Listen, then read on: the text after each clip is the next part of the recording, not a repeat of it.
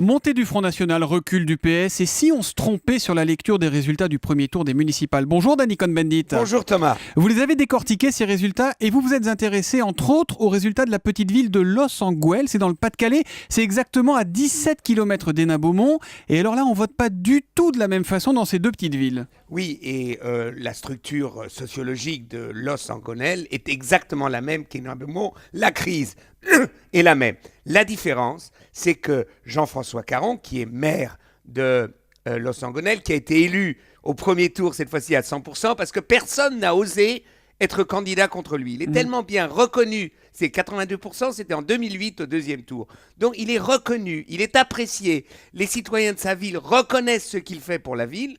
Et donc, voilà. Et c'est pourtant la même situation économique, politique que Hénin-Beaumont. Et quelle conclusion vous en tirez alors? Qu'il y a la défaite est accentuée pour les socialistes quand les candidats sont des candidats qui sont, je dirais pas corrompus, mais quand même qui sont en difficulté, disons, moralement dans leur ville. Et c'est le cas à Hénin-Beaumont, c'est le cas à Fréjus, c'est le cas où les candidats contre le Front National sont des candidats, entre guillemets, pas propres. Mais ça veut et dire là, le Front National s'en donne à cœur joie. Ça veut dire que c'est valable aussi pour Jean-François Copé, réélu avec plus de 60% à Meaux. Ça veut dire que c'est un bon maire et qu'en fait, il n'y a que ça qui compte pour les municipales. Alors, on peut dire qu'il organise bien sa ville, parce que je ne crois pas qu'on puisse être président de l'UMP, faire tous et député et maire. Mais il a le savoir-faire, et donc les gens de Meaux disent oui, il nous représente bien, et ils sont d'accord. Vous pouvez dire la même chose du Grand Quevilly, où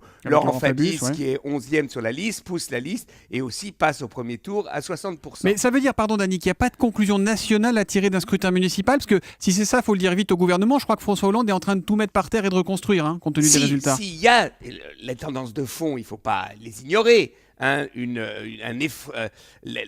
effondrement de la gauche, etc., enfin du Parti socialiste. Mais il y a aussi quelque chose où la droite comme la gauche, enfin la droite républicaine comme la gauche, doit réfléchir, c'est les candidats et la crédibilité des candidats. Et je crois que dans une élection municipale, la crédibilité des candidats joue pour accentuer ou inverser une tendance ou freiner une tendance. D'abord, la crédibilité du candidat sur le terrain. Merci Danny. Et vous êtes tombé sur un os avec Cécile Duflot, monsieur Thomas. Elle lâche rien, votre copine, Ah non.